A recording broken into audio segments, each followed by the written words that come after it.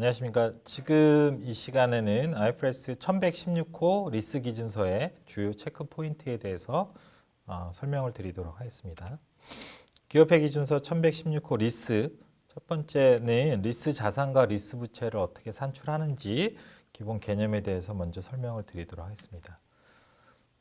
최근에 이제 이슈가 되고 있는 아시아나항공 같은 예를 들어보면 과거에는 회사의 리스 계약 관련해서 운영 리스인 경우에는 자산 부채를 인식하지 않았고 리스료 지급 시점에만 비용으로 인식했던 거를 2019년 1월 1일 이후부터는 과거의 운영 리스라고 했던 개념 자체가 없어지고 모든 리스는 동일한 회계 기준에 따라서 회계 처리를 하게 돼서 자산 부채를 인식하고 과거에 했던 금융리스처럼 취급을 하게 돼서 꽤 많은 회사들이 자산도 증가하지만 동시에 이제 부채가 증가하는 효과가 있어서 부채 비율이 상승하는 그러한 효과가 있을 것으로 예상이 됩니다.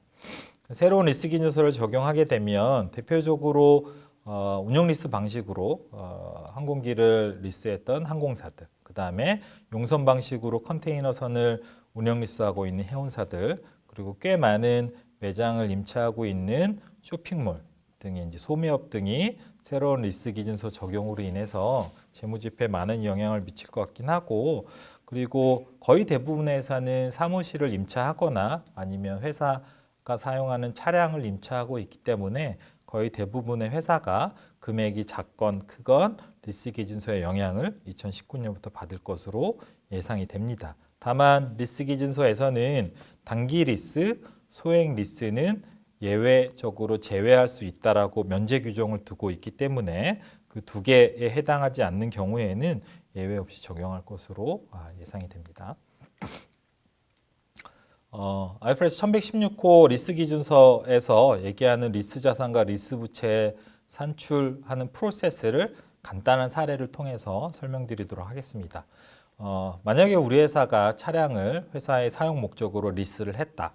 그리고 리스 기간이 3년이고 할인율이 10%라고 가정을 하면 1년차 말에 리스료를 100, 2년차 말에 100, 3년차 말에 100 해서 총 리스료는 3년 동안 300을 지급하게 됩니다. 기존에는 이러한 리스 계약들을 각각의 리스료가 지급되는 시점에 비용으로만 인식했었는데 리스 계약을 10%로 할인하게 되면 실제로 이 현재 가치는 이 사례에서는 249가 되고 이 249가 리스 개시 시점에 각각 사용권 자산이라는 자산과 리스 부채라는 부채로 계상이 되고 각각의 상각 스케줄에 따라서 사용권 자산은 사용권 자산대로 상각하고 리스 부채는 리스 부채대로 상각하게 됩니다. 예를 들어서 사용권 자산의 상각 스케줄은 사용권 자산을 최초 리스 개시일에 249라고 사용권 자산으로 기록을 표시를 하고 매년도 동일한 방법으로 감가상각을 하게 되면 매년도 감가상각비가 83씩 줄어들게 돼서 1년차 말의 사용권 자산은 166, 2년차 말의 사용권 자산은 83, 리스가 종료되는 3년차 말에는 사용권 자산이 이제 제로가 되는 효과가 발생하게 되고요.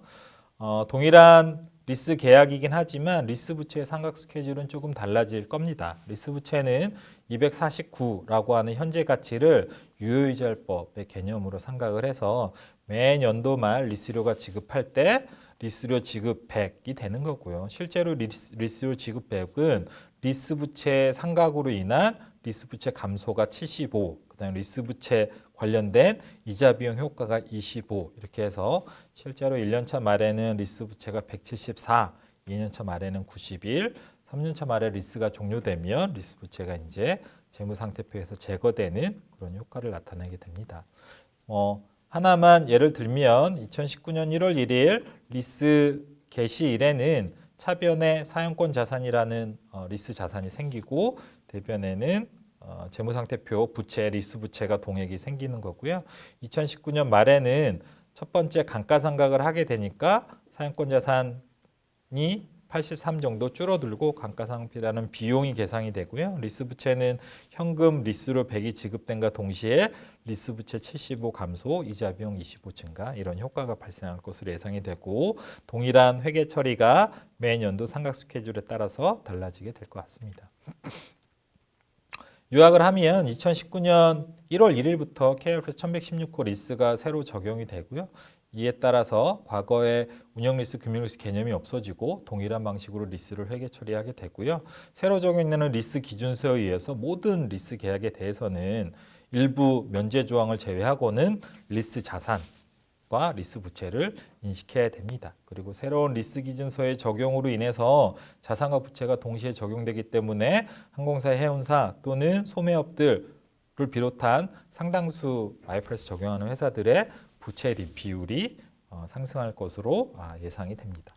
이상 첫 번째 체크 포인트를 말씀드렸습니다.